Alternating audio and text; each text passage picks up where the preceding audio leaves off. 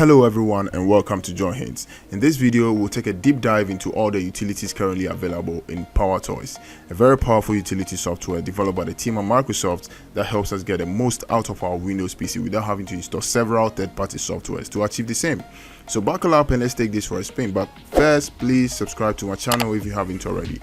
Thank you very much. Let's get started. Alright, so let's look at how to install Microsoft PowerToys, and the first method we are going to be looking at is installing it natively via a Microsoft Store. So you launch up your Microsoft Store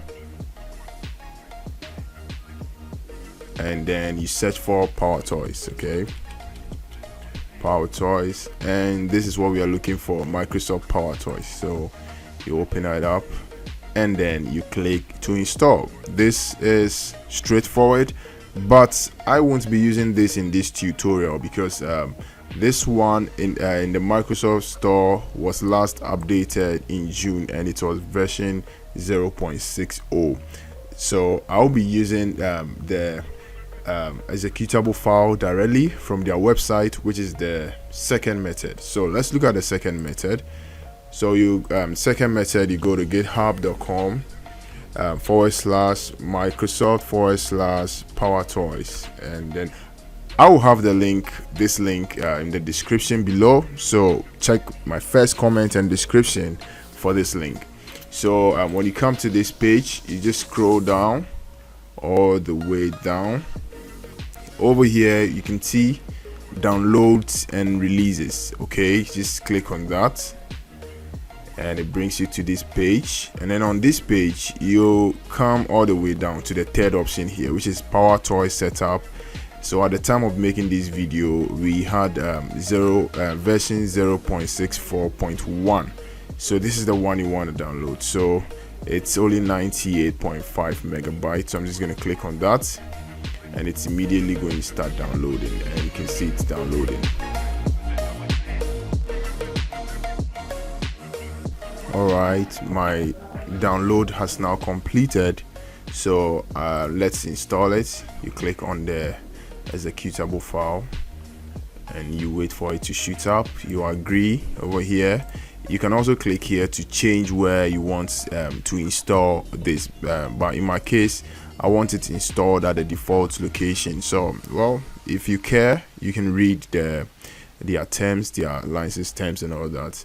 So when you're done with that, you hit the install. It's gonna come up with this UAC notification. You go for yes, you wait for it to finish installing. At this point it's okay to close the browser since you are done with it, and then it's installing.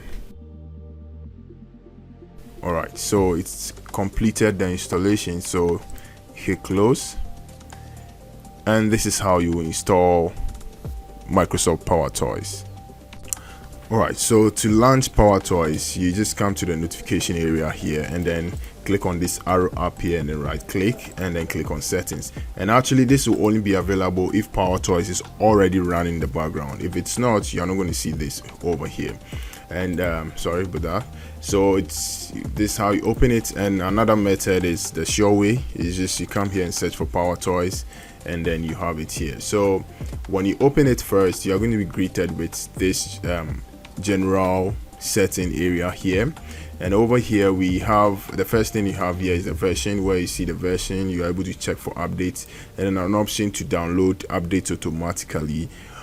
So what this does is that periodically the software will be checking for new updates, and when new updates are available, it automatically downloads the updates in the background, waiting for you to launch the software the next time. So when you launch it for the next time, it will prompt you that an update was available, it has been downloaded. You want to install it, you just click on yes and it installs it for you straight away. But then if you don't want it using your bandwidth in the background and all that, you can just simply turn it off, just like I've done.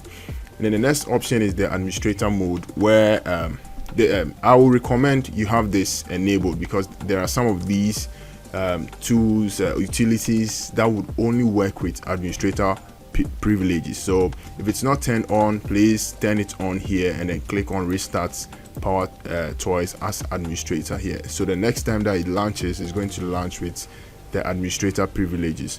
So in my case, it's on by default. And the next thing is appearance and behavior.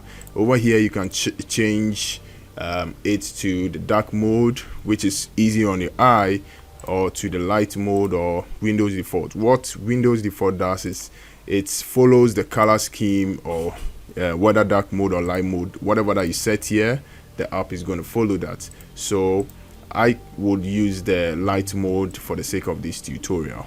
And then the last option is backup and restore, which is self-explanatory. If you do any custom settings or change anything in this software, but then you want to delete the software for whatever reason and then restore it, install it at a later time, you might want to take backup of your settings so that the next time you launch this software, you are able to restore those settings without having to individually go through each utility to configure those settings again.